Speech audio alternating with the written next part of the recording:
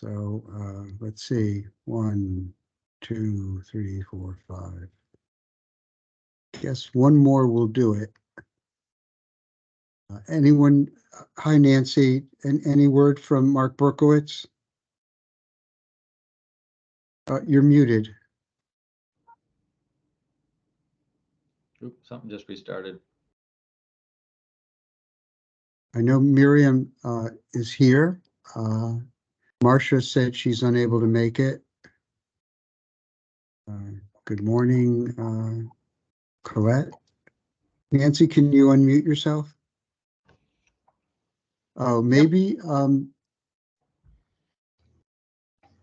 maybe to do, you bring everyone in as panelists, please?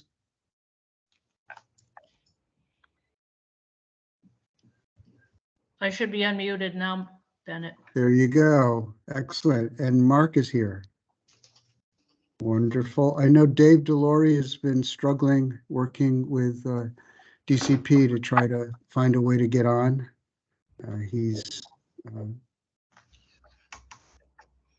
camping in Maine, but he has connectivity on his phone, so give him a minute.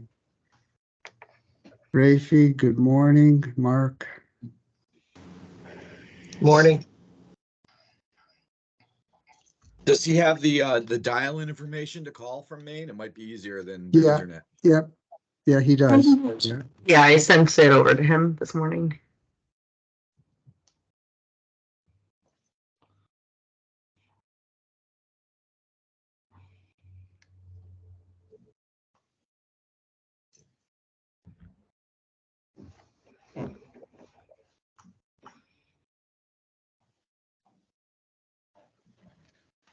So I think he's the only, oh, Al is supposed to be here.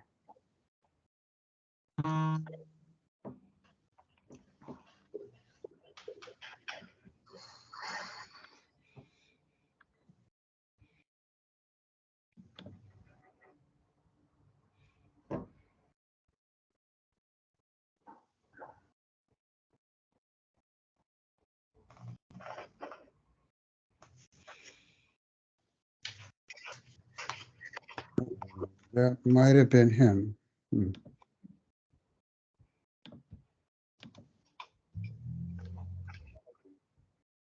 Hang on, this might be Dave.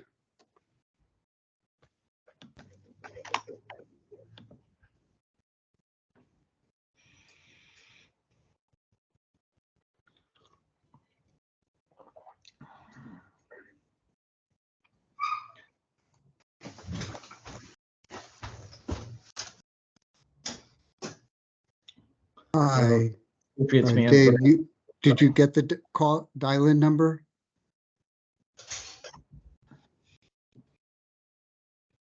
Yes, it's happening right now.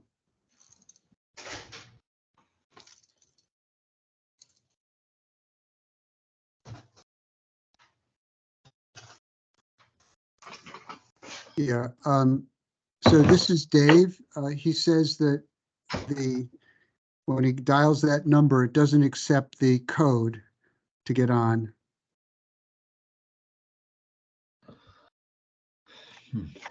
I just put the current info in the chat. Okay, so yeah, let me see if I can pull it up.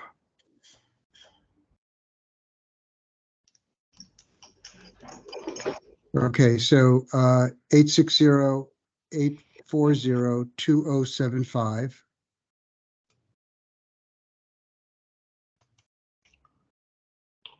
Conference ID is 315. Okay, well, here's the right one. 383-692 pound. Thank you. Okay. Yeah, he had the wrong conference number, but he's dialing in. Yeah, I see that. It doesn't match what we sent out. I'm not sure why. I apologize for that. No problem. He's calling in now. So I think we can get started. Good morning, everyone. a brisk, I'm also in Maine. It's a brisk early fall day. No complaints. Can we get we do have a quorum and we are recording. I'd like to get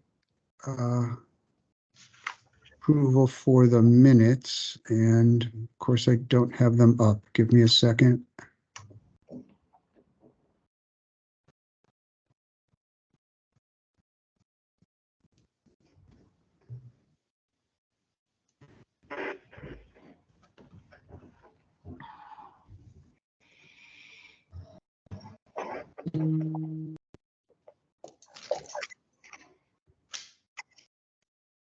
Yes, Dave.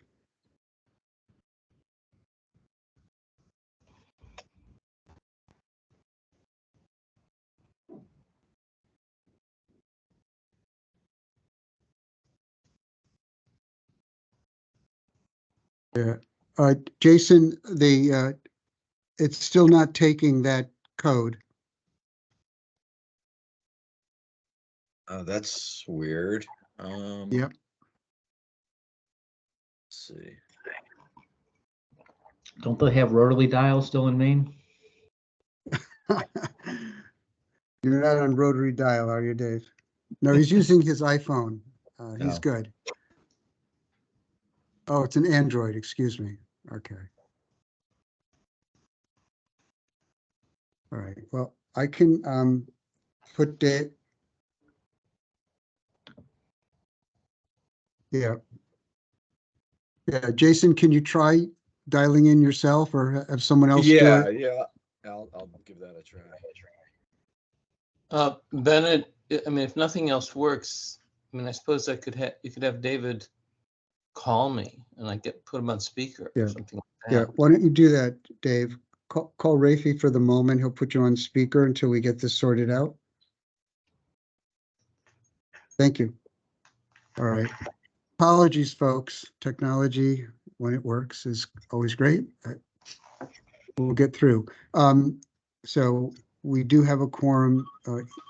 Without David, I think we'd like to get started and need a motion to approve Dave, the you there? minutes. All right, I'm just gonna, can we just test whether David can hear you? Somebody say something. The David? number that I did put in the chat, I tested and it did connect me.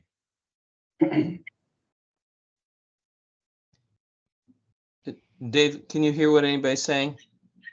I think I just heard that somebody tested the number and it was, and he got in. Okay, so, and people can hear Dave? Yeah. Okay, all right, so unless something else works, you're gonna have to do it this way. Okay. So we're looking for a motion to approve the minutes of June 7, Make a motion to approve the minutes.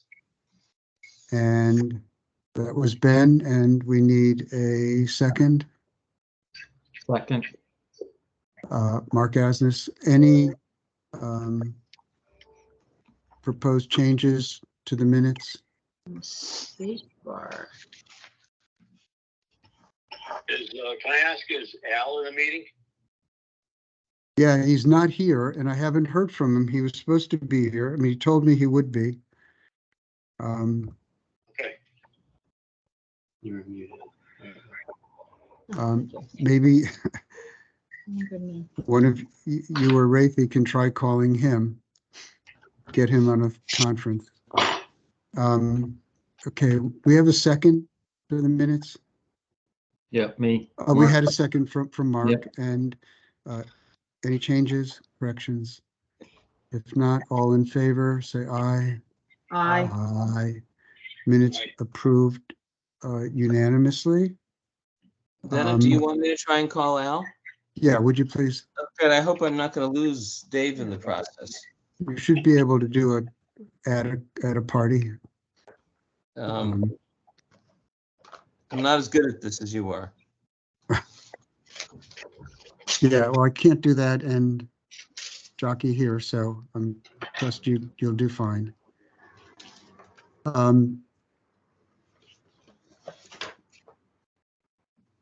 Janita, I know you are calling in on your vacation day. So I'd like to give you an opportunity to share with us first so you can hop off. Mr. Chairman, thank you. Pamela had sent the email explaining to you why she wouldn't be here. I agreed that I would jump on. So thank you for that courtesy, Mr. Chairman. For the reporting timeframe of June 1st, 2023 through August 24th of 2023, the Investigations Division received 4 new complaint cases and 2 were closed. 1 was closed by investigations, which the documentation was attached and forwarded with this report for 2022 362, and the other file 2022-70 was closed by legal. And I don't see Cynthia Fernandez, but I do see that managing attorney Ryan Burns is here, and he might have information on that. I didn't see Ryan. Hello, everybody. He's there. There you are. Hi, welcome. Thank you. Thank you. And Sorry, go ahead, Janita. and with regards to mobile home park inspections, I have the 1 special investigator assigned to me in my unit doing inspections, and I am sharing a special investigator with the home improvement new home contracting enforcement unit. And together so far, we have another 84 inspections done and hope to complete them all by December 31st. Great. Can I ask you if any pattern has yet emerged from your investigations of any sort of common issues arising, or just the usual mix? Pretty much just the usual mix, Mr. Chairman. We do, and I do, because I have done a couple of inspections myself, and I do try to make sure that the investigators know that I want them be cognizant, watch those trees, make sure about the trees and the water, the potholes, things of that nature. But it's pretty much the same common things. Who didn't maintain the roadway? You got potholes, you got some standing water, things of that nature. But it's not anything different or unusual that's come up. Okay, well, thank you. Appreciate And it. for the most part, the park owners or management, when they're noticed by us with the report from when we do our inspections now, it's on our tablets or our cell phones with a program called My Apps, where once we've signed it, when we have that email address, that's immediately going out the same day to the park owner or the management company or whatever is the email address that was given to us as the contact. So then we follow it up with a letter that says, guess what? We had deficiencies. This is what we have. You already received the report. Here's another copy of it. And please start correcting these. And we will work with them to see where they are at that point in time and what they need to do or not do.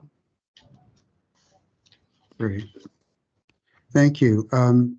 Any questions for Janita before we hear from legal? Bennett, I have a couple. Please. Janita, to what extent, really it's 2 questions. The first one's, to what extent do either the park owner or the park residents know when someone is coming out for an inspection? They don't know. So it's basically unannounced in that sense. Yes, we don't announce where we're going or what we're going to do. Okay, and then the second question is, when you send out the report, you said that even on the same day, you get a report out to the park owner. Mhm.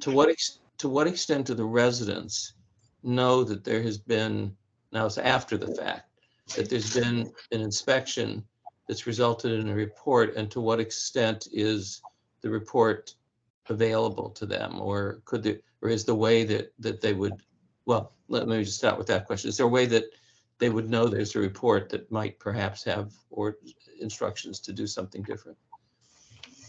There's nothing that goes to the residents, sir. It goes to the park management or the park owner, where on the checklist, we are noting, there's a deficiency with the roadway. There was standing water. There's a tree leaning too close to a unit. There might be an abandoned trailer that we find on site. There could be an unregistered vehicle. And that is noticed to the park owners or the park management or whatever email address we have, because those are the people that, because we inspect the common areas, and those are the people that we need to have correct the deficiencies that were found during the inspection for the common areas. So are these reports publicly available? Are they, could someone ask for a copy of the report? It's a checklist that we have of the inspection. If somebody wanted to do an FOI and request one, they could, I'm sure. Is there, could, I don't know if the council would want to do this, but if the council wanted to have some sort of systematic notice that after the fact of the issuance of these reports, is there a way that either the council or an individual could essentially sign up to get them automatically? That's an internal process, and I think that's a question best asked and brought up when Director Pamela Brown has returned.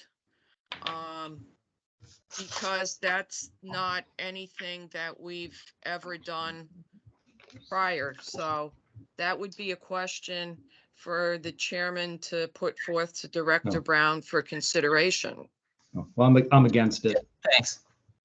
Yeah, why don't we put this in abeyance, since Pamela has a family emergency and is unable to be here today. Why don't we wait till the next meeting and decide if we can decide between now and then if we wish to pursue this.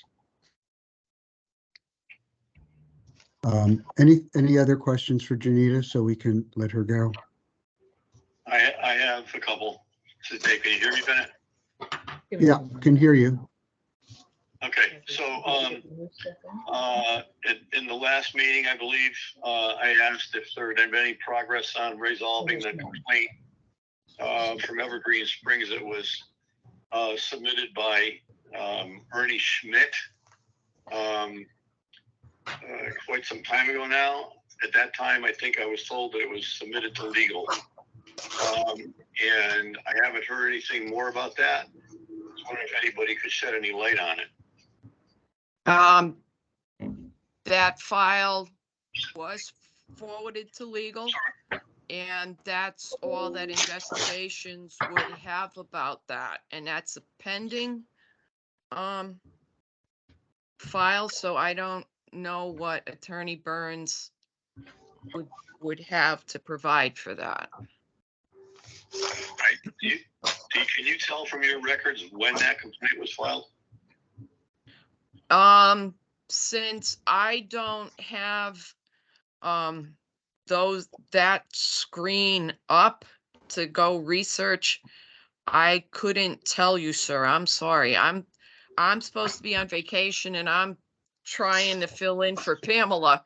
So I don't have access to that. I'm sympathetic. I'm on vacation myself, and I'm not even going to try to go put up any of the reports that we have access to. Okay. So then, can you tell me, have there been any recent complaints from Evergreen Springs, which is an RHP park, or any of the other RHP parks in Connecticut? I'm sorry, I'm not even gonna try to look at the reports on my phone. We have not received a new complaint in the past 3 months, to my knowledge, about Evergreen Springs. And I apologize for not knowing the terminology RHP. That's okay. It's a park owner. I wouldn't know the other park is one of the other parks is Cedar Grove North or something. I don't know the names of them myself, so that's all I have. Okay. Can I, Juanita, can I contact you sometime when I get back from vacation to find out whether there have been other complaints? I'll get more information as far as identifying the parks by address or name, and find out whether there have been complaints. I'm specifically interested in Evergreen Springs. David, you'll have that information on the report. They're all listed by park name. So once you know which parks they own, you should be able to tell that yourself from the report. Okay, all right, I'll do that. I'm sorry, I'm not even gonna try it on my phone. No, I appreciate that. If we could move on at this point, anything further for Janita? Otherwise, we'll let her go. Thank you, and enjoy the rest of your vacation. Thank you so much for making time for us today, Janita. Thank you. No, not a problem. Thank you, Mr. Chairman. Have a good weekend, everybody. You too. Brian, can you enlighten us on the complaint that was closed by legal? Yes, this was one of several complaints that was filed against Beechwood. This complaint concerned a septic issue. Investigating, and again, I want to be clear, we're only talking about this particular complaint, not the broader complaints that had been brought. The investigation revealed that the issue in the septic issue was above the connection where the home connected to the septic system, and under the law, anything above the connection was the responsibility of the homeowner. Anything at the connection or below is the responsibility of the park. As it was above the connection where the issue was found, no liability for the park was found, and thus we closed the case. And Ryan, those people had actually already moved out and sold their home, is that correct? I don't have that information in front of me, as I was not the attorney handling the case, but that was the resolution. Sorry, what was the question? Well, the people that filed the complaint had already sold their home and been out of the house, I think, for over a year, and somehow filed a complaint, even though they were no longer the owners of the home, and in my opinion, had no right to file the complaint since they no longer lived in the community. But were trying to recover over $3,000 in damages for which they were responsible for. And as what Ryan said, that was the case. The case was closed because the fault was of the resident, not of the park. Is that correct, Ryan? Well, I just want to be careful. This fault that we don't deal with fault in this context. It's whose responsibility the issue was. This isn't a matter of causation. It's owners are responsible for anything above that connection. Park owners are responsible for connection and below. The issue happened above that connection. Thank you. And Ryan, are you able to shed any light on the question that Dave raised about the case that was referred to legal as to when that occurred? Evergreen, is that the question? Is that correct? Bernie Schmidt. Involving the Evergreen property, is that correct? He does live yes, he's an Evergreen resident, yes. Yes. Obviously, as it's still a pending matter, I can't speak much about it, certainly not in a public setting. We are aware of it. We are actively working the case. There's some legal issues that have come up as far as liability for certain areas. But beyond that, it really wouldn't be appropriate for me to discuss the matter in public. Brian, do you have the date when the initial complaint was filed? I do not have that in front of me. The other issues that are going on at Beechwood concern, to my knowledge, other septic systems, and I'm under the impression that they are being repaired. That's true. Can you shed any light on the status of those? Those are pending, both with us and with the Attorney General's office. As they're pending matters, I really can't speak to them. Okay, thank you. Ben, can I ask a question? Sure, Rafe. In regard to the septic system, as to where as a policy matter, the responsibility switches.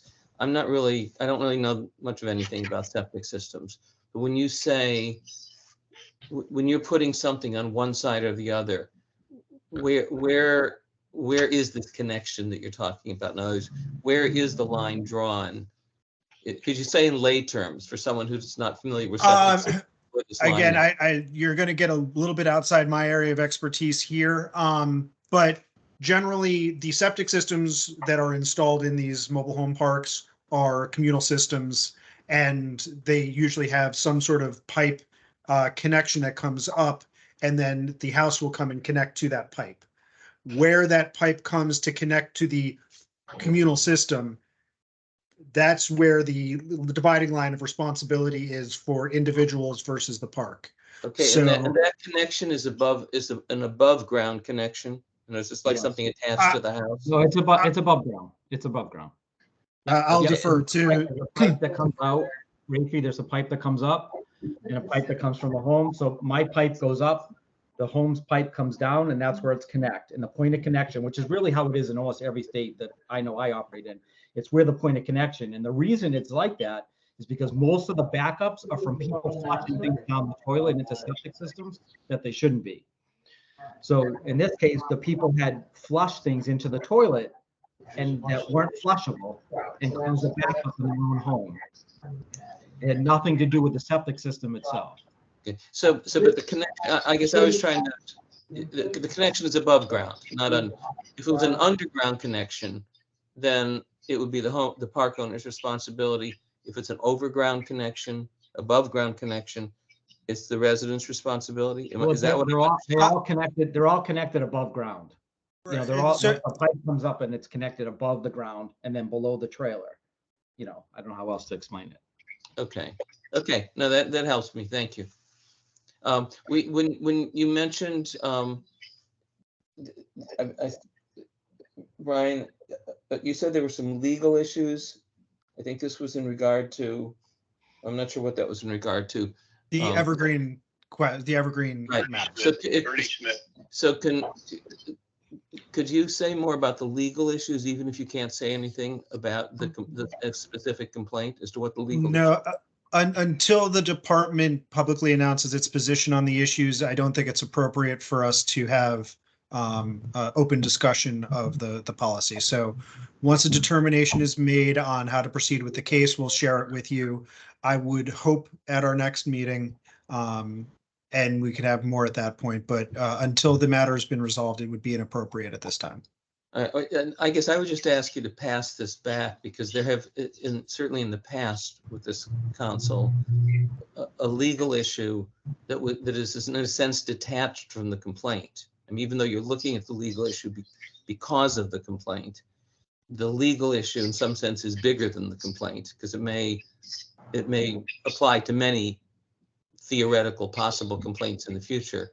And the council has in the past discussed among itself and sometimes offered thoughts to the department on legal issues like rights and responsibilities of the park owners versus the park residents. The septic system connection could be an example, because we spent a lot of time on the water connections, the water hookup connections, as to where you drew the line when the meter was out by the road, but the connection, but the leakage was underground in the park. I mean, the council spent a lot of time with that, and that's really a separate issue from the precise complaint, because that's really the policy issue. And I do think it's a function of the council to discuss policy issues. So Yeah, I just certainly. say And if waiting if until something after comes, I'm sorry, go ahead. it may be a little bit late.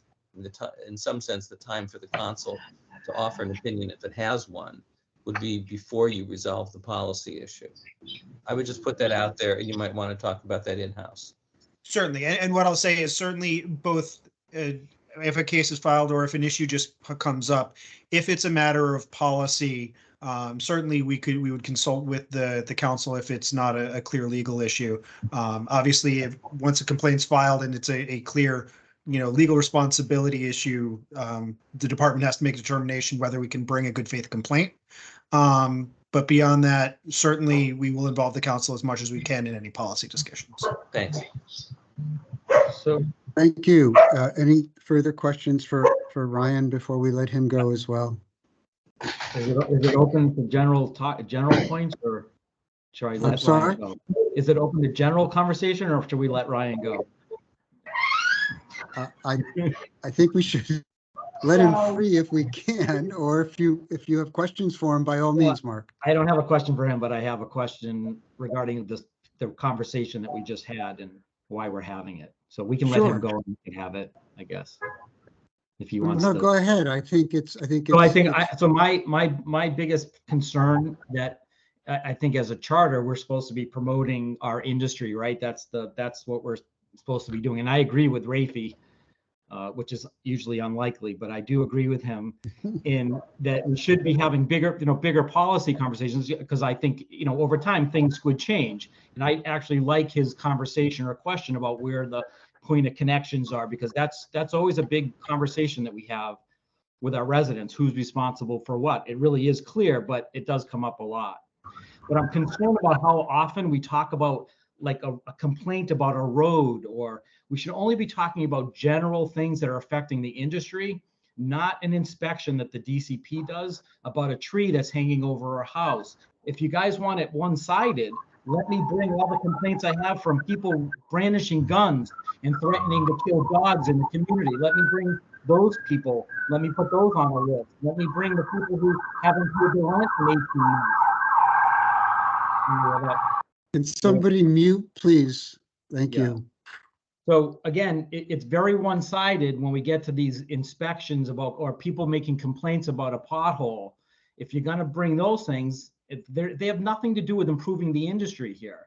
But if you want to let us bring complaints, let us talk about the people that are running around communities with guns, that don't pay their rents for a year, that let their homes fall in disrepair, and it takes 2 years for the courts to do anything and cost me $20,000. Those are making us look bad. Yet we never talk about that stuff. You guys only want to talk about the potholes and the trees and the standing water. And it's unfair because it's very one-sided right now. That's why I really like what Rafi said, is we should only be talking about things that have a policy implication on how the industry is being run. But Jesus, every industry's got a problem with a pothole. I mean, every street in Connecticut's got a pothole. Who's complaining about that? Right? So why should we shouldn't be talking about potholes, and we shouldn't be listening to residents. Let the inspections pick it up and let the person take care of it. If they don't, there's a process to be taken care of. But I don't need a resident to call in to complain about a pothole and then have a conversation about it at this meeting. It doesn't make any sense to me. So Mark, if I may, I just want to point out that our statute does charge us also with advising DCP on the administration of the act. And I think often our questions about how complaints are handled are in order to ensure that that part of DCP's responsibility is being carried out appropriately. And sometimes without the details, you can't ascertain that. And I agree with you that is not how we ought to be spending the bulk of our time. And we do tend to get bogged down in things that are individual. I understand also, though, from the standpoint of the Residents Association, it feels that it has an obligation to, when it's aware of complaints from its members, trying to find out if those are being handled well. I would hope that there'd be a way that could be done offline and not brought here if it's purely just informational about a specific constituent complaint, right?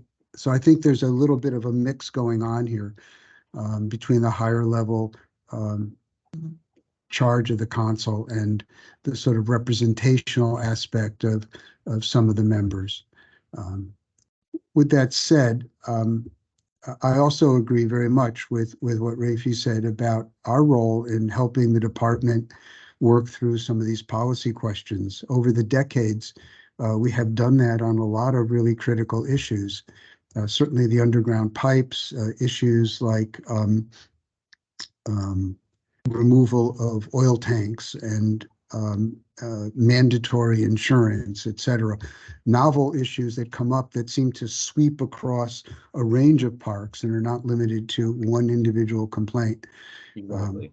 And I think we've also played a role in educating both interested parties about what the correct answer is and trying to minimize the number of individual complaints that arise because either the park owner or the park resident is really misinformed or uninformed about where the responsibility lies. So I think where we're representational, we've had an important effect there by bringing that news out to those constituencies. Mark, go ahead. Understood. I'm sorry. No, that's okay. I meant to bring it up at the beginning, and this is a totally different thing, but just everyone aware that our video conferences are being uploaded to YouTube? I found it to be a little disconcerting that these things were actually posted on YouTube for visit. You know, it's one thing to have a meeting and have them recorded for transcripts, but I just wanted everybody to know that anything that you guys say is literally, you know, being published on YouTube. And I'm not sure who's publishing it, but it would have been actually nice to know that that was happening. Jason, if you're with us, if you could comment on that. I was shocked to hear that. I don't recall ever being informed that our meetings were being broadcast. Can you tell us when and how that happened? Since before my involvement, that's been standard policy of not only our agency, but I believe statewide. As far as any, you know, law or statute behind it, I don't know if Ryan could speak to that, but. Well, YouTube, these conference calls didn't exist, that we weren't even doing our meetings by Zoom. You know, we used to meet in person, and so they weren't videotaped. Right. Just since the beginning, yeah. Just since the beginning of COVID and going online, really. Yeah. Rafi, you're on mute. I have no objection to it. I believe the Freedom of Information Act requires that they be available, generally available to the public. I mean, we're a public meeting. Well, is it available by video or just available? Because before we would meet in person and somebody would record them and then the transcripts were available.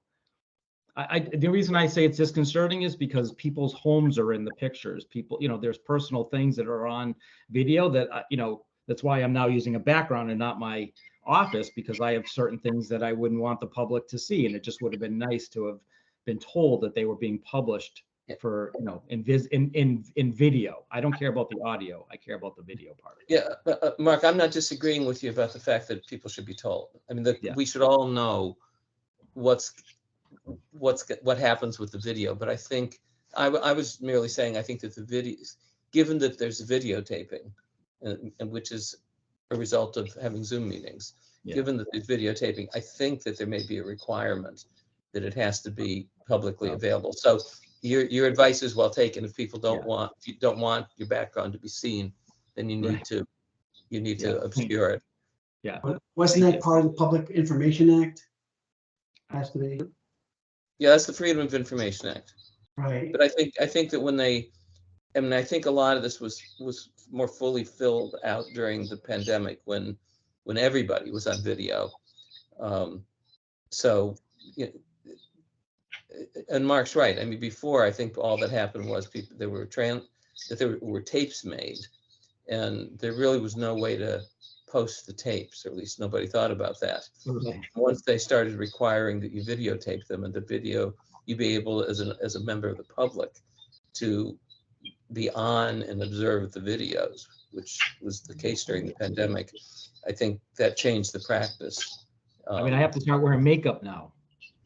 Well, that's just the way it is. Or you have to, or, I mean, nothing says you have to, 100%, but I'd like to be, you can turn off your video if you want. no, I know, but I'd like people to see my passion. All right. Well, thank you. If I may, I agree with Mark that people should have been told. And there's a legitimate concern about having video. However, I'm gonna try to stay off my soapbox as much as possible. But in response to the comment about we don't want to talk about issues with people brandishing guns and other issues that residents are obviously responsible for. Just on the one complaint that I mentioned a couple of times, that is a drainage issue that is destabilizing the person's home, allegedly. Again, I'm going to say allegedly. And it's apparently illegal. And those kinds of issues also affect reputation and the marketability of not just an individual home, but a mobile home park. So as far as promoting the mobile home parks as a viable, affordable alternative, that kind of stuff is very important for both residents and owners. And now I'm done. All right. Well, with that, I think we're going to move on. I'd like to hear from Colette and Brian, report from CHFA. Sure. From the park acquisition standpoint, there's been no activity. I don't have anything to report. And how about on individual home finance and refinance? Sure. Let me just bring up my numbers here. All right. So can you guys hear me? Yeah. Very good.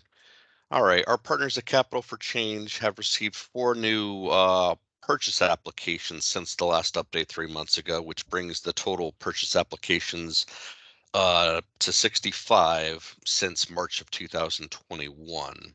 So 65 purchase applications since that time.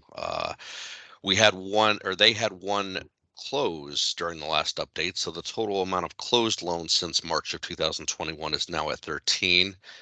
In regards to applications received for the refinance program, Capital for Change has not received any refinance applications since the last update. So that total number for applications remains at 15 for refinances. And again, 5 refinance loans have closed during March, since March of 2021. With regards to the mobile manufactured home update for My Home CT, we had 3 additional applications that were mobile manufactured homes submitted since the last update. So the running total for that would be 41 applications for My Home CT have been submitted by owners of manufactured homes. Of those 41, 22 have been approved and funded. The average commitment amount for those funded loans was $17,038. And let's see here. Interesting factoid there. They did some research. 54% of mobile manufactured homes that were owned by applicants had annual incomes at or below 30% AMI. 54% compared to 34% of the overall application pool. There's still 2 My Home CT applications in process as of this meeting, and the rest were either deemed ineligible or withdrawn by the applicant for various reasons. That's everything I have since the last meeting. Thanks, Brian. Could you also tell us what the denial rate was on the purchase or refi side? Do you have that? Denial rate, I don't have that. On the refinance you're asking? Refinance and the first purchase. Let's see, for purchases, I mean, they're saying since March of 2021, there's been 65 applications and 13 have closed. I don't know how many have been Are denied pending. versus still in the pipeline. Yeah, there could be some in the pipeline still. They Yeah, didn't provide those figures to me, Capital for Change. And I don't know the total amount of, 15 applications and 5 have closed. So I guess 33% there have been successful thus far. Again, there could be some in the pipeline, but given that there haven't been any in the last 3 months that are new, I'm guessing the pipeline's probably pretty bare. could you ask them for the next report if they could add pending and denied Or / withdrawn? add Yeah, pending. just so we get a full picture. The numbers Sure. are still way below expectations, and it would be wonderful if we could figure out why. Maybe Okay. the data won't help, but yeah, Sure. appreciate it. Brian, can I ask a question? Am I muted? I don't think I am at this point. No, I can hear you, Miriam. Yep. Coming through. Okay, Brian, can you give me any information? You said, I think I heard you say something about Connecticut Unite. Is that, did I miss something there? Is that program defunct at this point, or are we still working with the agency, do you know, to help folks that are in arrears? I don't know about Connecticut Unite. I mentioned My Home CT. Is that the one you're talking about? Maybe it's My Home CT. Are we doing anything there? Do we know? Oddly enough, today is the final day for new applications for My Home CT. So after today, there'll be no new applications taken for it. We're finally near the bottom of the funding that we've received from the federal government. But again, anything that's still in the pipeline will continue to be worked on. And My Home CT was the program designed for delinquencies and rents? Is that It was correct? specifically, it was a federal program for those that had a COVID-related hardship. So people who, it's a grant, so it's money that doesn't have to be paid back, which is nice. But if a borrower qualified and had a COVID-related hardship, then they could be eligible to receive this money again as a grant that they wouldn't have to pay back. Okay, and that's ending today. Okay. Today's the last day for new applications. Yeah.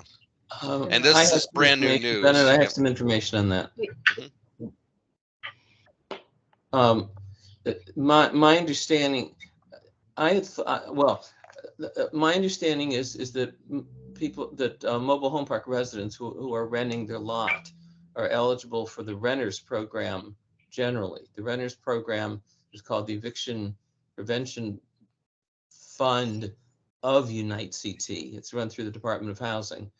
And it has, I think they are saying that it's going to run through 2025 before their money runs out. You have to, it's a replacement to what used to be called the Rent Bank program, which was state funded. This is now using federal funding. And potentially it'll clear arrearages for people up to, I believe, 12 months arrearage and $18,000 right now, whichever's less. And as once you've got the 12 months, you can't go over that amount. But you have to have a pending eviction, which means you have to have been served with a writ summons and complaint. I'm pretty sure that mobile home park residents who are facing eviction are covered by that to the same extent that any renter would be covered by it. The dollar amount would be lower because the rents are lower than apartment. But is this that again- COVID related, or that's any? Yeah, that's what I was going to ask. Yeah. I'm sorry? Does it have to be COVID related? No. No. They're just running it as a straight program. Jesus, I didn't know anything about it. Well, Yeah, same here. I'm not quite sure how we are to get this info. There is a description of the program on the Department of Housing website. Again, the program was designed with apartment rentals in mind. I mean, it wasn't really thought, I don't think they've thought about mobile home park. But I was thinking that the My Home Connecticut money that Brian was talking about, I was thinking that was based on foreclosure. But I could be wrong. You would know. No, it that. wasn't foreclosure, but if you were a homeowner, you could get both your lot rent, in a sense, your rent, including your mortgage, included in the My Home CT. But That's true. that was an arrearage program rather than an eviction program. Yes, correct. Okay, so the program I'm talking about is an eviction prevention program. So there may be overlap, and it may be that for mobile home park residents, they're eligible for both. I mean, to the extent both programs are running, but the DOH program is active. And so you might, if you're in a situation where somebody's being in the eviction process, you might want to explore that. And I mean, the dollar amount that can be covered is large. They will also, for renters, they will also cover as an alternative to getting an arrearage covered. If the person's going to move, then paying something forward to the new landlord. But that probably, and I guess that might apply if you had a renter in the park who was renting the unit, as distinct from renting the land. Because I'm assuming that for people renting the land, their goal is to stay in the park, not to leave. But the program has an element in it for people who are going to want to leave. And I would think that would also be eligible. Well, we got to get that program, Miriam. Yeah. So you should take a look at that.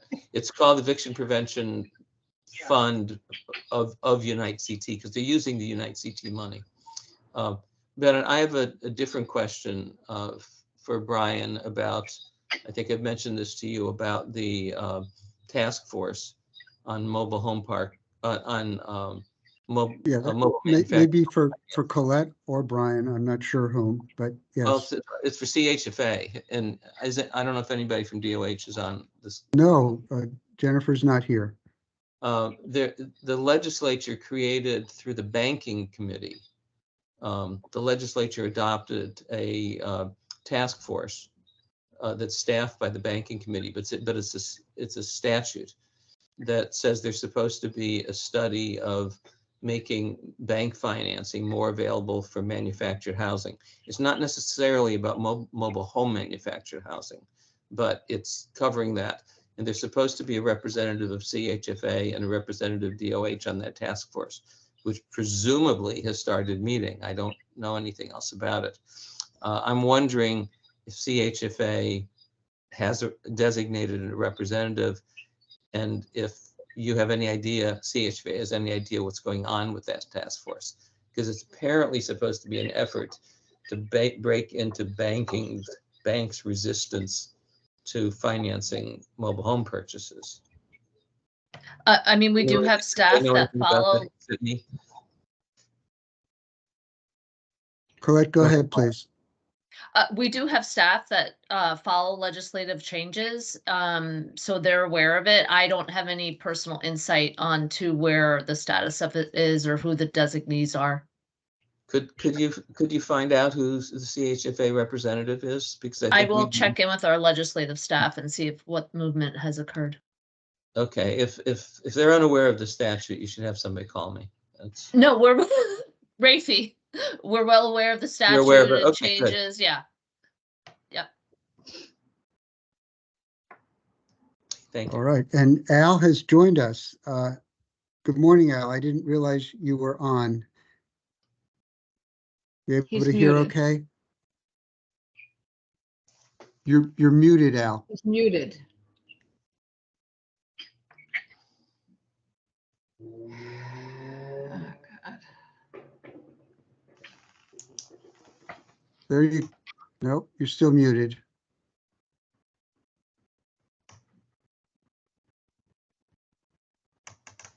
All right, let's keep it moving.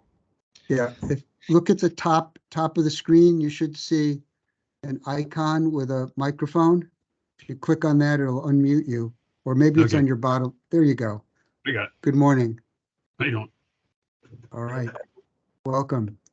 Thank you. So let me. Yeah, so I'd like to bring us back to the discussion about our public education campaign and the possibility of a home on the hill. We're in the short legislative session. which begins, what, first week in February, Rafi, is that right? Yeah. Yeah. Yeah. So that would certainly give us lots of time to put it together, I would think. I would like to gauge council interest in resuming those discussions. And I guess particularly that falls to the park owners, since they're the ones that have to do the heavy lifting. Excuse me, Bennett, this is Liz Burdick. Could you just very quickly just review that House on the Hill project with me again? I'm sorry. Yeah, forgive me. So in the past, a couple of times, the industry has secured a new mobile home and had it installed on the grounds of the Capitol. And we have then had it there for a number of days, and we try to bring elected officials out for a walkthrough and a discussion in order to build their consciousness about what the contemporary product looks like. Ideally, we couple that with a video running in the home showing what it looks like on site. And it's also then occasion to get a lot of good publicity, especially local TV coverage, as part of a broader public education campaign. We might think of this as a kickoff to an ongoing public education campaign, which was one of these are the priorities we came up with last year when we thought about how we wanted to focus our energy for the coming year and a half. But because of what went on during the legislative session, this never got off the ground. And my hope is with that behind us, we could now talk about moving forward. So. And quickly, you said that the industry does the heavy lifting. Again, how is all of that coordinated? Is it the industry coordinates with the council and people volunteer, and how does that work? Well, the main lift is getting access to the home and then getting approval from legislative management to bring it on site. So there are all of those logistical things, but the council would then have to play a major role in supporting the publicity and coverage, and also in arranging for elected officials to come visit. And ideally, we would work the list of the administration and the legislators, and people would sign up to reach out to them and ensure that they were going to come down.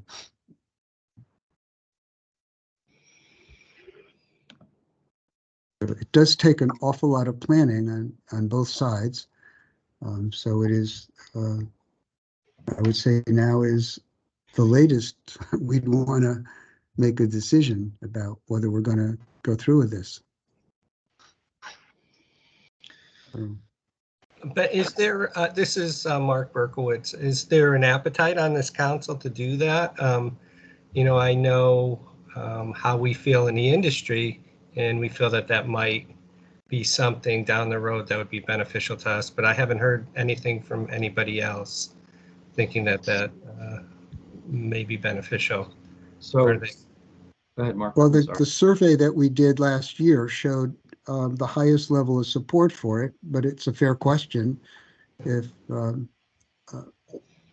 the non-industry folks are willing to step up and support the effort, for sure.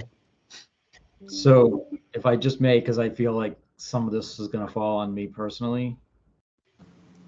Please. Yeah, So I think I stated when this came up before that I would be highly in favor of it, and that will try to do as much as I could to get the word out.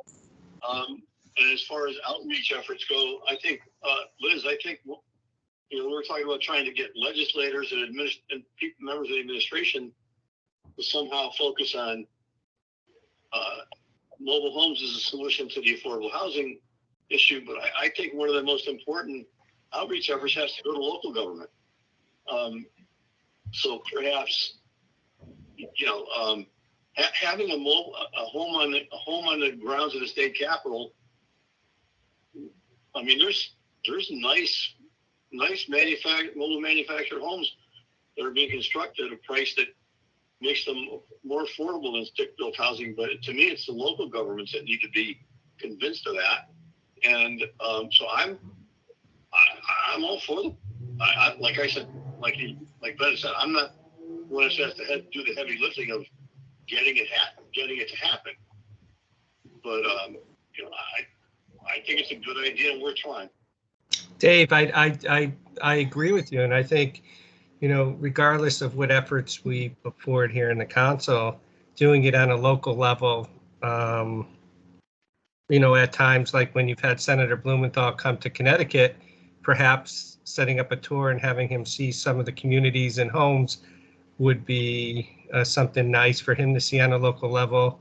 And I'm sure if he's there, then you get the other local folks coming to look at the communities in the state as well. So I think that's something that, that you could, certainly set up, even outside of the council. So I'm just offering that as a thought. I'd be happy to do that. I got a call from the senator to organize something that I was quite surprised at, but locally. But I can try to get him to come to this and his staff. But I also think that as important is convincing local government to that by seeing what a modern manufactured home consists of, and the campground I'm sitting in right now in Maine is a perfect example. They're small, but they are quality built stuff that people can be proud to live in, and wouldn't be that much different than a local condominium or apartment complex, and more affordable for people to get into. So, I'm a big proponent of affordable mobile home parks being a solution to an affordable housing complex that's going on, a problem that's going on across the country. And I'm going to say, Liz, maybe I had heard something about some private land trust land somewhere over in Haddam or Marlboro or Andover, somewhere in that neighborhood, where they were going to take a portion of some conservation trust land the municipality was, and they were going to use a portion of it for a mobile home park. Have you ever heard anything about that? I have not. I know that there's some age restricted housing, rental housing that I know a developer built down there, but I don't know of anything like that. And one thing, if you're looking for, if you're looking for local support, I think, instead of going to each town individually, the regional planning agencies have monthly meetings, and in those meetings are all the chief executive officers of the town, mayors, first selectmen. And, if you wanted to get the word out locally to individual towns, reaching out, I think, so let's just, for example, here in Montville, we're part of the Southeastern Connecticut Council of Government. Certainly you could reach out, to them and be added to the agenda and make a presentation at one of their meetings. And then you'll get everybody in the region. That's just a thought for local outreach too. And it's like Mark said, it's also, you're looking at not necessarily the local government, the local planning and zoning commission. You have neighbors. So, public outreach, I think, is important. So that's my 2 cents. I see that. Mark, why don't you go ahead? Miriam and sorry. Is Rafi, that- you're is that- next. No, I'm not. I'm just trying to take off my little signal here. I'm not raising my hand.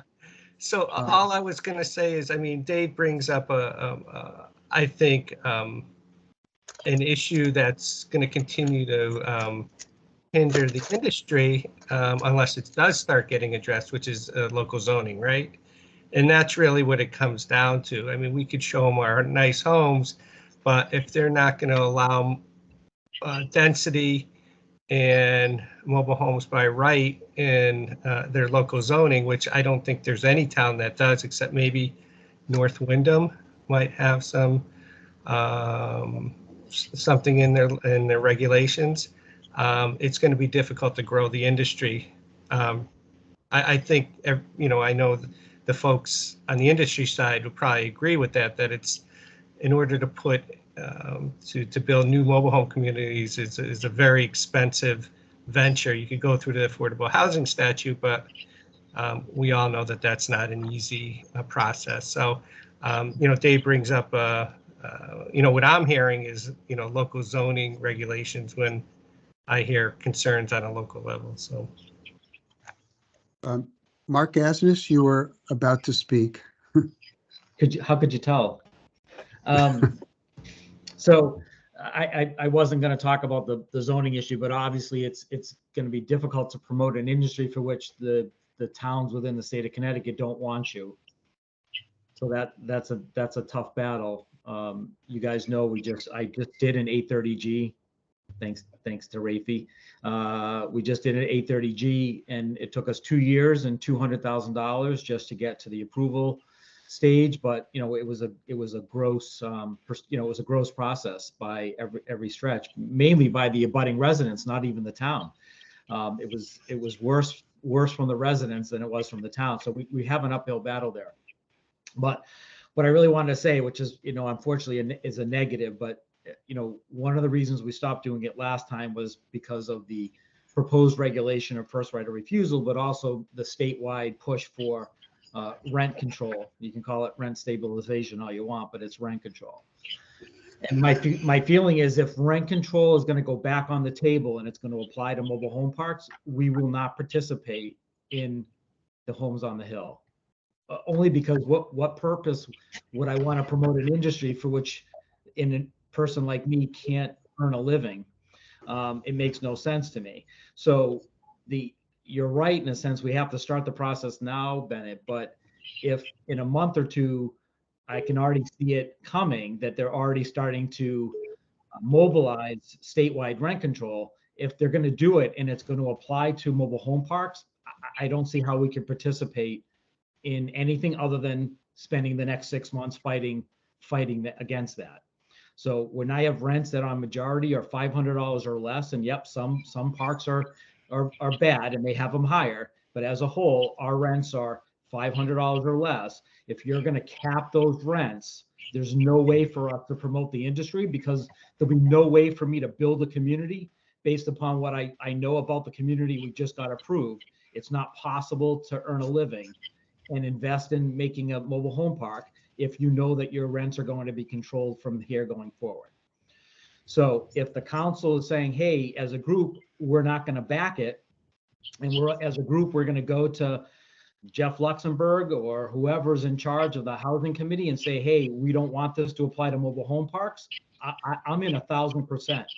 And I have all the relationships necessary to get a home put on the hill. But if everyone says, hey, their sole goal in life is to make sure that I don't get to raise my rents more than 3% or something, we can't do it. We'll be out. We won't be able to do it. Well, Can I respond to this? Sure. Dave, you can't see anything, but would you, Rafi's had his hand raised for a while. So why don't we let him speak, and then you can speak after him, and Al, if you are, you're there too. Go ahead. Well, I actually wanted to speak to an earlier issue rather than Mark's most recent comment. So I'm going to speak to the earlier issue, which is when the zoning came up. because there, it is a violation of the Zoning Enabling Act to discriminate against mobile home parks that consist of double wides.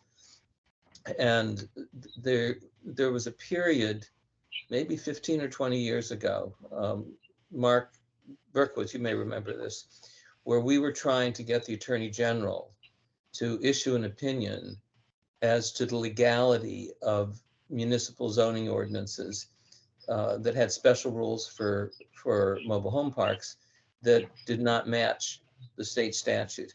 And I don't remember why we stopped pursuing it. I don't remember if the AG was not that interested or if we sort of lost our momentum or what. But we already Rafi, I can actually tell you what happened. We submitted the request and got no response. And we followed up a few times and got the message that they weren't interested in taking that on. Okay, well, it's a different AG. It's a different time. But we may want to then. So this is separate from the home on the home on the hill, and I'm passing on the comments on rent capping for now. But we may want to look at that from a zoning perspective, either to consider the possibility of trying to get the 22-foot requirement reduced, because when that bill was originally introduced in the late 80s, it was introduced with the 15-foot requirement. That's say no discrimination against parks with homes of at least 15 feet wide, or leaving the existing statute as is, look at it as an enforcement issue and say, what can we get the Attorney General interested in reviewing local ordinances and giving a formal opinion on whether they're legal or not, and if they're not legal, taking action against municipalities. So I just put that out there as something that we could think about, where I think we would end up all being on the same side. I agree, Rafi, I think that's an interesting point that you bring up. And I have a good friend who is a town planner in a town that I'm not going to mention, but he's like, oh, well, we'd be fine with that. Lowering the requirement, as long as they put it on 2 acres, we're good. That's the response that I always get. So and I'm sure you'd get that in other towns too, where you could bring in that 22 wide, or probably we could even get it down to 14 wide, but you have to follow zoning regulations, which is it has to be on a 2 acre lot. So all I'm saying is we would have to work on density issues and things of that nature too, as a concerted effort to get this approved. But I do think that there is some value to that. 100%. All right. Dave, do you want to go ahead now, and then Al? I'm sorry, Liz. I'd like to have people actually put on their thinking caps about an issue that I think of all the time. And, I see the issue of increasing land rents for mobile home parks, as a completely an issue. I'm listening if somebody can correct me. It's completely an issue of big REITs and other corporate investors buying up mostly family-owned parks that happen to where I live, and raising the rents beyond people's ability to pay. And I commend the two Marks, because I know what the rents are in your park. I saw the testimony from the woman who runs Liberty. Marsha. Yeah, Marsha. I saw her testimony that she surveyed 45 parks in Connecticut, and the average rent was $465. I believe that, and so I view this problem, and I think it's the same for the most part on the apartment side of the equation. That's driving the tenants unions as a problem with not local operators that just look at it look at the tenants as an ATM machine. And I'd like to know, it seems to me, I've thought about it and thought about it. It seems, I can't think of any way that applying a rent cap statute to out-of-state corporations would be constitutional. But if somebody's got an idea. Yeah, it's called the rent commission. It's called the rent commission, Dave. Right, so they have the authority to go in and regulate, just like they did for your park, right? They heard testimony and both sides have to go and I present. pretty actively tried to pursue it in Clinton. There's an active Fair Rent Commission statute there. So let me ask you a question. There's parks in Connecticut where they've petitioned within the last year, because I've tried to help them, for the local governments to create one because they're not mandated to. And would the park owners on the council get behind a statewide creation of rent whatever it's called, rent control commission, or You're talking fair rent commissions. Fair rent commissions that would apply to rectify the situation.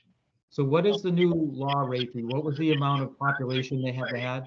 The guy in wherever he is, used to be in Connecticut, now he's, I think, in Florida, who's raised the rents in Beacon Falls, where they have low pressure water systems, and the septic system is issue. I mean, and the electrical problems, and the rent keeps going up. I believe it was populations of 25,000. No, I thought they reduced that down to 15,000 in the new law, July 1st. Yes. No, 25. No? 25,000. 25 was what it was reduced to. If it were 15, that would cover Madison, and we ain't got one. That's so weird, right, Nancy? Yeah. I thought it was 15. Was it proposed to 15 and it didn't pass? It was proposed both to 15, and there was a bill to bring it down to 5,000. And I think what the legislature decided was that, at least the key people who were dealing with this, was that they wanted to see the 25,000 implemented. That affected about 25 new towns. They wanted to see it implemented before they seriously looked at going to a smaller number. It wouldn't surprise me if, now that those are implemented, whether they might come back either in 2024 or possibly not till 2025. But I think there's a sense, there is some sense, and it may mean looking at regional fair rent commissions in places like Eastern Connecticut, where you have small towns and can be burdensome to get enough people to be on a commission. The statute allows regional commissions. And there was actually some interest, I was told, from the councils of governments. They actually at one point put in a proposal to amend the fair rent statute to explicitly allow councils of governments to create fair rent commissions, and that this past year I think the legislature wanted to finish out the year where the new towns were supposed to get them. Yeah. So what's wrong with letting the 25,000 see? What's wrong with letting to see how that pans out before we agree to make any changes? The problem is they just did it. Now we're already looking to make a change to it. How about we let something take effect and then see how it works? And that's the best way to do it. Brian's logging off.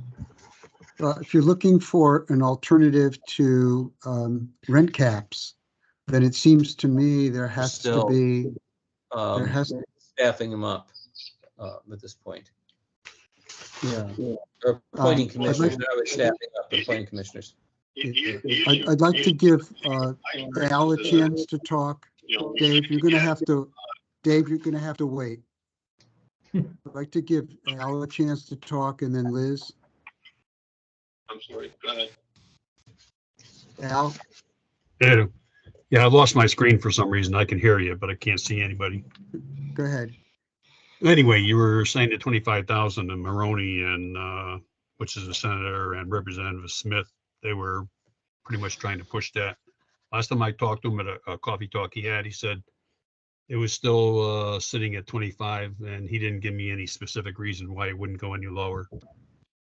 But like you guys are saying, you know, if some towns and stuff are kicking back and they're not going to allow it in their towns, then what can you do about that then? When the senator himself is willing to help out, but the towns won't do anything. And like Dave was saying, and then, you know, some of the other people, you know, Mark and whatever. If you don't get the towns and the smaller cities to really want to help out, I don't know if bringing a house to the hill is going to really accomplish the industry's, you know, game plan. If you bring it there, like the last time I went up, I got the Speaker of the House over there and a few of the other people to tour the home, and they were impressed. But, you know, once it leaves the hill, what do you do to get the towns to fall in line? And it doesn't seem like they seem to have any interest in helping out. I mean, I don't mind helping out myself, but if the towns are not going to do anything, I don't know where it's going to go.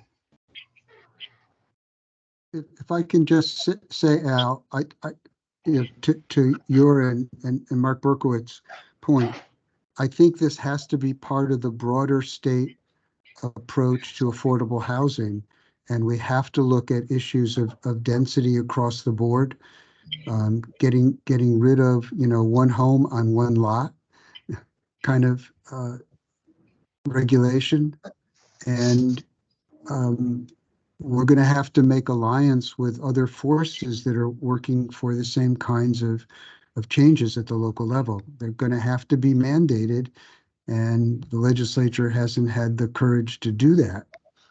But I think we have to add our voice and show how we can make a really positive contribution. You know, there's so much stuff out there nationwide that we could tap into, especially with help from the industry and from the National Residents Association, about the ability to put up much faster and more affordable multifamily housing developments using manufactured housing. You know, dramatically factors of 3 or 4 times quicker using manufactured homes than site-built homes if you're trying to build a multifamily development, and obviously cheaper as well. So I think that's all got to be part of a strategy if we're willing to go forward. And I'm greatly encouraged because I see a lot of common ground here. You know, it's obvious that the rent cap is a very divisive issue, but that shouldn't get in the way of our finding where we have mutual interests across all the constituencies and can start making a difference. Liz, you had your hand up again. Yes, so I agree with you, you know, regarding state mandates and affordable housing, but another part of the equation would be to educate your local planners and your zoning officials. So there's a CASIO is the Association for all enforcement officers. They do all new training because by law now, enforcement officers have to be certified by CASIO. I've been a member of CASIO since about 1999. And planners are members of CASIO. There's, you know, private planners are members of CASIOs, and local zoning officials are as well. And we have typically quarterly meetings.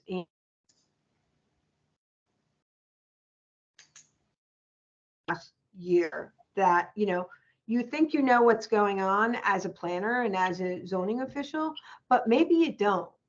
And, you know, I just looked at our regulations. We only allow mobile manufactured home parks by special permit. Well, you know, maybe I should, you know, having mobile manufactured home parks that are very nice in the town of Montville, maybe we don't want them to be by special permit.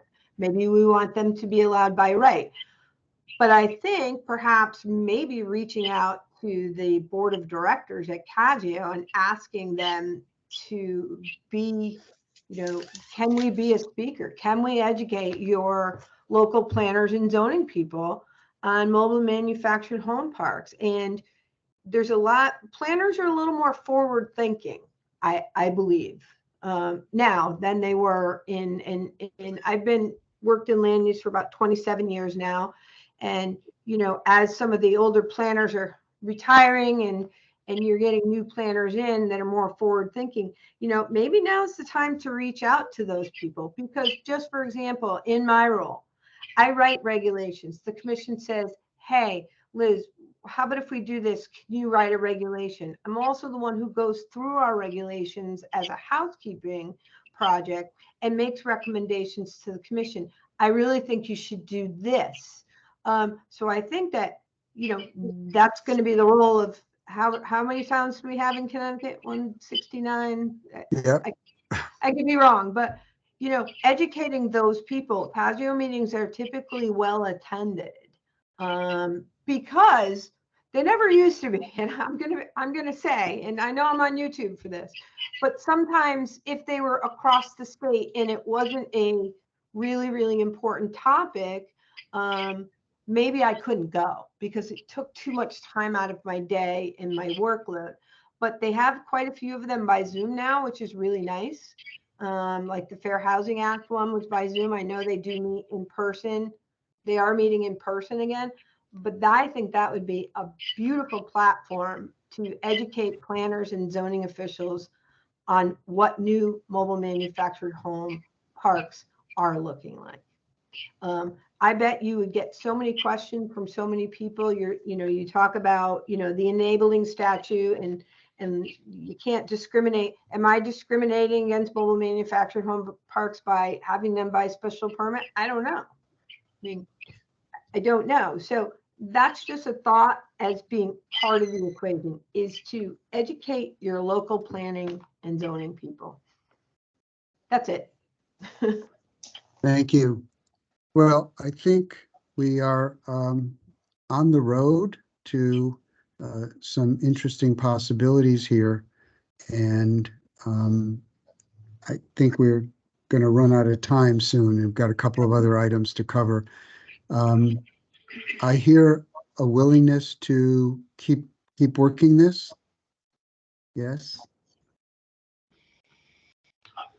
I am. I don't know if anybody else is. I am.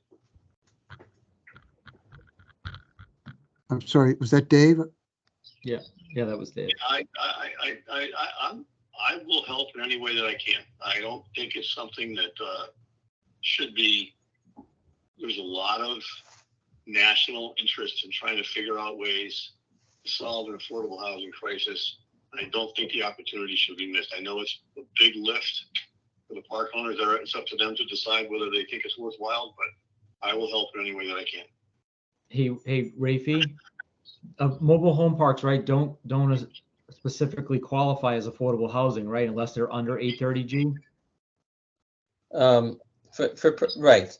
For purposes of 8-30G, it's actually more complicated. If you and I could sit and parse the 8-30G statute because it has some specific provisions on mobile home parks. The basic mobile home park requirement is that there be long-term affordability restrictions. Mark, I'm interested in trying to solve the problem so you don't have to go through 830G, honestly. I understand. Dave, I understand. Let him. If I'm wrong, maybe Liz knows something about this. I think I saw something recently that the state of Washington, I think it was Washington, virtually eliminated local zoning laws because they're trying to figure out ways to allow, more dense housing of one type or another. I don't think it's just they're talking about mobile homes, but there's a movement going on because you have affordability. There's not enough labor, and cost of labor going up, cost of housing is going up, and something's got to give. So I think maybe like Liz is talking about, it's the time to do whatever we can, not just a House on the Hill program, but to try to, use the economic forces that are at work to revise local, county, state regulations that are placing an obstacle to this type of development. And I'm going to say, I'm sitting in Maine, driving around, looking around at mobile home parks up here while I'm up here, and I see not only mobile home parks, but I see individual mobile homes sitting on virtually every side street that I drive around on. They've got a little piece of land, and they stick a manufactured home on it. So it's happened. I don't know what the history is here, but it's happened up here. Dave, let me bring us back to Mark's question. It's a very specific and technical one, and maybe best discussed offline because it is a technical There's issue. no incentive for a town to do it today because it doesn't help them get to their 10%. That's my point. Rafe, is there a quick answer to that? You asking me? Yeah. Yeah. I think the problem is that those who are against 8-30G are trying to effectively sabotage it by counting unrestricted housing. And that effort, which is much bigger than mobile home parks, I mean, that's not about mobile home parks, but that those of us who've been supporters of 8-30G and think it's important to have that as a tool, have tried to hold the line that the way in which you differentiate between what's low cost and what's countable, not what's affordable, it's a misuse of the term, but what's countable for 8-30G is the long-term restriction. Because once you open that up, then you start accounting, regular apartment houses, which have no long-term restrictions. And that will end up exempting every town in the state from 8-30G. Right. And so the dilemma has been when you use that late term affordable and say, well, mobile home parks are affordable, therefore let's count them. Dave is completely right that in thinking about zoning, it is great the town should see affordable mobile home parks as affordable. But if the whole point is to get them exempt from 8-30G by breaking that barrier and counting everything that's relatively low cost as towards exempting towns, you will exempt all the towns, and then you won't have 8-30G. So that's been the dilemma as to how to play that. And as a person who's been involved with 8-30G, it makes me very, very cautious about counting anything that's not long-term restricted. But essentially, housing, because of what happened in Milford with Ryder Woods, there is a provision in 8-30G that effectively counts things financed through ROC as countable for 8-30G because ROC's financing comes with certain income restrictions, although they're not truly long-term. It was a political compromise at the time, but I don't think we want to talk about it now. No problem. I appreciate it. I was just making a quick point. Go ahead, Bennett. Keep it going. Yeah, I was going to say, I think we've got to keep this moving, but I would like to convene a work group by Zoom so that we can have a discussion and see if we can find common ground that we think is going to make a difference, and we can start moving ahead. Because I think there are issues that are not going to be impacted by any state legislation around rent caps. Those are going to happen no matter what we do. That's a guarantee. The tenants movement is growing throughout the state, and people are going to be back. It's a short session, and how that impacts the ability to raise those issues, I don't know. But they're clearly going to be there, and I think we can't let that be a bar from our deciding what we can do anyway. At least I hope we can find some common ground. So I will take it upon myself to set up something for the end of this month. I'm going to be away through the 26th, but right after that, bring together at least the residents and the park owners and Liz for sure, and anyone else who's interested to join us at that time, just so we can see if we can agree on a couple of things where we think we can work together now and make a difference. With that, I got to move us to a next agenda item.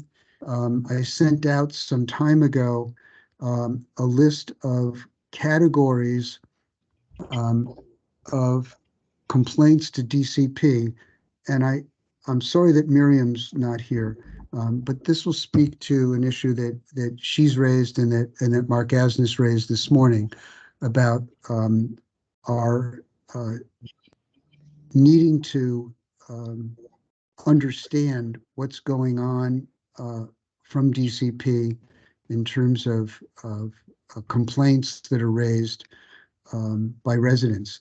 And, people know the history. DCP has refused to give us any details about cases while they're open.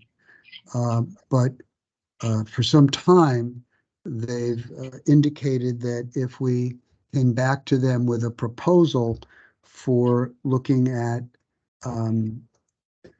more useful categories than what they're currently showing, which is complaint between resident and park owner, that they would entertain the possibility of giving us that in a summary way, not that identifies the parties, right? Because they insist that while it's pending, it's exempt from disclosure, and it would compromise their investigation. So, we have tried to get around that for a long time, and DCP won't budge. Effort was made to submit legislation, and that died very quickly. And so either we're going to get a negotiated agreement with the department about these broad categories, or we'll get nothing, at least in the short term. So I hope you all had a chance to look at those. Unfortunately, I didn't get any comments back. I take it back. I did get a couple of individual comments that are incorporated in the list that you got with the agenda. If I can ask for your feedback now, I can try. I don't know if I can do this. I can try to share my screen and hope that it doesn't freeze my computer. So let me start by turning off my camera, because if I do too many things, I know it's going to. So what do I need to do? I know it works different than Zoom does. Yeah, I'm gonna try this. There's the top right thing says share. Yeah. Yeah. Can you all see the list of mobile home complaints? Yes. Oh my goodness, I'm shocked. Okay, so I can walk through it, but let me just give you a minute. Can you see the whole 14? Mm-hmm. Yeah. Okay, and is it legible? Is it large enough? Yeah. Okay, cool. Take a minute and look at it. This is obviously not been shared with the department. This is for. If you wouldn't mind just reading down the 14 items, I'd appreciate it. Okay. First, lease disclosure statement. Number 2, park rules and regulations. Number 3, right of resale. Number 4, utilities, water, sewer, septic, gas, electric. 5, condition of lots, boundaries, trees, environmental issues like wetlands, other specify. 6, condition of park, ingress, egress, dangerous trees, other health and safety, road maintenance. 7, closing sale of park, notice, right of first refusal. 8, rent or fees. 9, quiet enjoyment. 10, parking. 11, eviction. 12, retaliation, harassment. 13, violation of local or state statutes, ordinances, or regulations. And 14, a kind of catch-all, other violation of park owners' responsibilities specify. The goal here would be to get us out of the weeds and have a way to look in general across the complaints over time and see what issues were recurring with what frequency. And then we can obviously follow up with the department if we see a trend emerging, or if advocates feel the need to, they can try to follow up on individual cases, but that we wouldn't have to take a lot of departmental time, council time dealing with the department over this when we know they're not going to tell us anything useful while these cases are pending. So can I get a general reaction from folks? Any specific? Well, I don't understand why the DCP would even publish a complaint if there's a complaint about rent or fees. That shouldn't be that's who's not going to complain about rent. I mean, what are we going to do about that information? Well, we're not necessarily going to do anything about anything, Mark. This is merely to help us understand the kinds of complaints that are coming in. That's all this can do. It's not going to tell us that because there was a complaint about rent, we're going to go deal with it. Well, that's what I just want to be clear. Bennett, I think I agree with Mark on this, because DCP's reaction to any complaint about rent without being attached to some other issue, they're just going to close the complaint immediately. They have no jurisdiction, right? Again, please, I think you're misunderstanding the point of this. Right? If we don't have a relatively comprehensive but small list of items, we'll never get a complete picture of what's going on in terms of residents' perceived issues that are brought to the department. We'll see the disposition at the end of the day. There are reasons where rent and fees could be in violation of the statute, right? It's not automatic that all of them are individual matters and DCP has no jurisdiction. It's not true. There are statutory constraints here at work, but regardless, that wasn't the point. The point is merely to catalog the kind of complaints coming in. And we're not asking them to publish it. We're merely asking them to share it with us. So, yeah, that's the purpose. And it is an effort that we've been talking about for ever and ever, and that I have been dealing with the department for the last, I guess, 2 or 3 quarterly meetings. So for the better part of a year, half a year at least. I'm fine with the rest of it. I think it's a good idea. So, if I Mark could, Rasmus, go ahead. This is Mark Berkowitz, but what I'm having a little trouble, Bennett, with is I'm going through the list, right? And then I'm trying to think what complaints are going to have the biggest impact on our industry and something that we should address for the betterment of the industry. The only one I could come up with here is eviction and abandonment. I think the council would do well by helping to, assist in changing the abandonment statute, because we're stuck with homes sitting there for months on end because we go through years sometimes, and then we have to piggyback on top of that the abandonment statute. It's extremely expensive.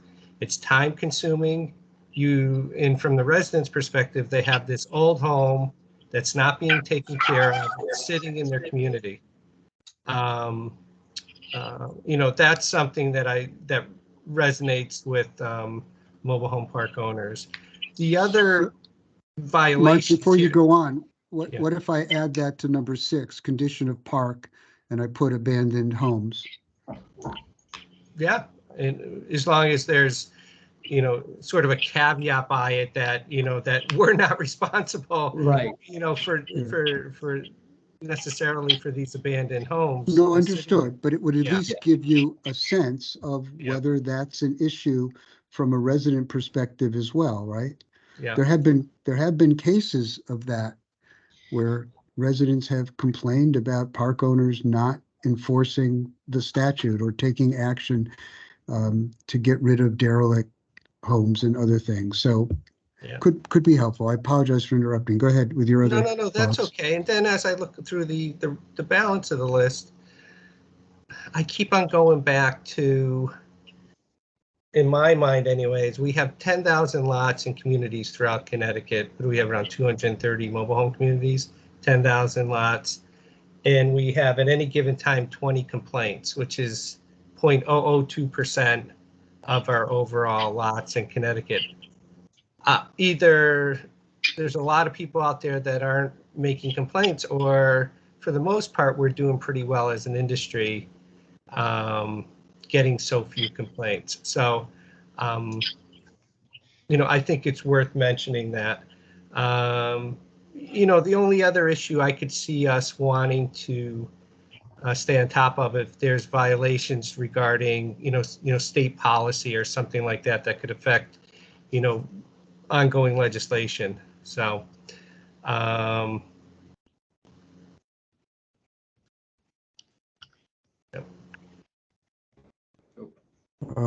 Yes, Liz and then Rafi. No, I didn't have another question. I just don't know how to get my hand down. Okay, I think if you click on raise again, it'll go away. Rafi. I think the list is fine, but I think it illustrates, I guess, something I was asking questions about earlier in this meeting, which is that there's a lot of similarity between between the list you've got and what I think is whatever the checklist is that the DC inspectors use when they go out to do their mandatory annual inspection. And the difference is that the inspections result in actions that are initiated by the department versus the list you put together is meant to see what kind of complaints are coming in from residents. And from our perspective, it seems to me that that information is helpful to us, regardless of which source it's coming from. So I don't want to try to expand what this is beyond what you're looking for. So I think that what you've got is okay. But ultimately, I think we need that information from the inspection reports.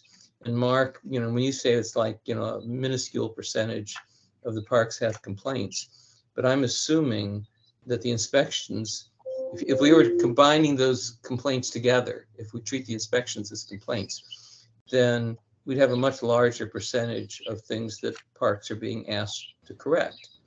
And it's not pejorative in the sense it means somebody's doing something bad. It just means an inspector's come and looked and says this needs to be adjusted, this something else needs to be addressed, whatever. Well, wouldn't it be easier to ask the we need to, in our trying to assess what are the problems going on in mobile home parks are they being addressed adequately? I would just say, thinking about the parallelism between consumer generated complaints and what I guess I would just say are department generated orders. The easy way to do that would be to ask the DCP how many licenses have been revoked. Yeah, I have a feeling, Mark, that DCP is extremely reluctant to revoke a license because that raises questions for them as to who's going to run the park and how that's going to happen. The time, I think, just because a park owner does not promptly correct things on the DCP list, I don't think DCP wants to get into a real fight over. Don't you think that if it showed up on a DCP report and it was a big problem, that some resident would have complained about it? you know, if the septic tanks were failing, or if there was a huge pothole and the roads were untravelable, most likely a resident would have already complained about it. Actually, it's interesting, but I think the answer is no. One of the things we've discovered is that the overwhelming percentage of residents do not know that DCP regulates mobile home parks. They may think that there's, like, their local health department is supposed to be dealing with things, but a number of the municipalities essentially take the position that it's none of their, it's a mobile home park, that's not their responsibility. It's private land, we don't go into private land, even though of course they go into private land for apartment complaints. But I don't think residents as a whole understand that if you've got a problem, you can complain to DCP. I'm going to have to cut this off in the interest of time. We've only got a few minutes left. Would you, Dave, you're going to have to. Also want to address. Dave, I'm afraid I'm going to have to ask you to hold it till the next meeting. We already agreed that we would wait until next meeting when Pamela's here. I do have, oh, before I forget, when we're talking about common ground and promoting, one thing that we can and should do is greet the new commissioner, not so new commissioner, Brian Caffarelli, who is quite eager to learn more about mobile homes and would gladly go on a tour. And so I think that's something when we have our discussion at the end of the month and end of September, we have to talk about. We've always done that with the new commissioner. And if we have new parks to go to, we might want to consider also inviting the heads of DOH and CHFA to join, because we've done that in the past, but there'd be no point if we were going to the same places they've already been to. So he's wide open and eager to learn, he says. So I think that would be a good move. In the few minutes remaining, I have some personal news to share with you. As you may have guessed from the item in the agenda, some changes are afoot on the council. After 40 years, I am finally stepping aside. I've been trying to find a way to do that for quite a while, and the time has come, so my family insists. I have informed the Speaker of the House, who's my appointing authority. I was named a very long time ago as an attorney knowledgeable in mobile home matters, and the Speaker has appointed Rafi as my replacement. So there'll be really no change in the personnel on the council. And that'll be effective on September 30, because I anticipated I have a few unfinished things I would try to get done. And of course, I'm going to be away through the 25th, so it's going to make it hard to get that done. The other appointing authority really didn't appoint me. I've been the acting speaker by action of the council, not by statute, for 15 or 20 years. But I did reach out to the governor as a courtesy, and the governor is in the process of actively processing Liz's request to be made the official chair. Liz was appointed by the governor to fill the town planner position, and having recently been vetted by the governor, they know all about her, and she is expecting that her candidacy will be affirmed by the end of the week. So again, no real change. I will miss you all terribly. I have great affection for the council and deep appreciation of mobile homes. I'm hoping I can bring them to Madison. I'm a member of the Madison Affordable Housing Committee, I'm sure you can't believe there is such a thing, but I'm going to do my best to see that we can, if we can't bring mobile homes, we can at least bring some more affordable housing into town. And with that, I wish you all the best of luck. And So this is thank your you. last meeting. Bennett, if I could just have a minute here and say that, I've been on this council for a number of years and working with Bennett, going way back to when I came on the council when my father-in-law was there. And Bennett has been invaluable to anybody who's on this call. Bennett's been invaluable to the industry. I've always been amazed on what we've done over the years, whether it's affecting legislation, working with DCP, that it's benefited both community owners and tenants, and how closely we work together over the years. And I don't think that's any accident. I think that comes from a very skilled head who's Bennett. So you're going to be greatly missed, Bennett, and I just want to thank you for everything you've done for the industry and for the council. Thank you, Mark. I appreciate it. And I've really enjoyed working with you all. And I share your pride in what we've been able to accomplish collectively. And remarkably, all through consensus.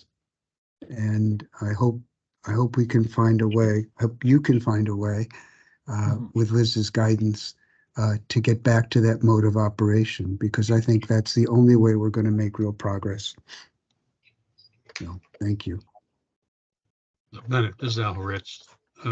You're definitely going to be missed as far as the board goes, and as a person yourself, your interest and your guidance, and you're willing to help anybody that came to you. So just to let you know, it's too bad. Thank you, Al. Thank you.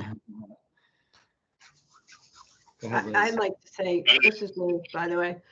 I just want to say, clearly I'm very new to the committee, to the council. But, it is something that I am, passionate about, promoting public education about mobile manufactured home parks.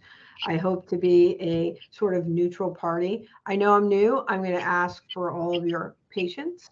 I spoke with Bennett about this and said, only if you stick around to help me and I have your cell phone number. So I would ask that, you be patient with me and know that I'm here to help in any way I can. I'm new to this council. I've been working in land use planning and zoning since 1997. I hope I can bring something to this council that will allow everybody to, or again, to have consensus, and I think maybe I can, sort of help with the zoning end of it. That might be something that the park owners would be really interested in pursuing. So, bear with me. I am honored to have the opportunity to be your chair. Rafi is, the speaker. He's Bennett, but I appreciate your confidence in me, and feel free to say, hey, I don't think you're doing this right. Constructive criticism, I always take it. So thank you. Well, you're with the right group then. Hooray! Right. Listen, I put my thick skin on every morning when I come to work. So sometimes I put the thicker skin on. So, so I appreciate it. Well, thank you all. We're at our witching hour. Enjoy the weekend and the last few days of summer, and I'll be talking with you again by the end of the month. Awesome. Thanks, Ray. Thank you for your service all these years, and we're going to miss you. I know we're going to miss you, and when you start missing us enough, you welcome back. I'll keep that in mind, Dave. Take care, folks. So long. Thanks, Bennett. Thank you, Bennett. Thank you, Ben. Thank you.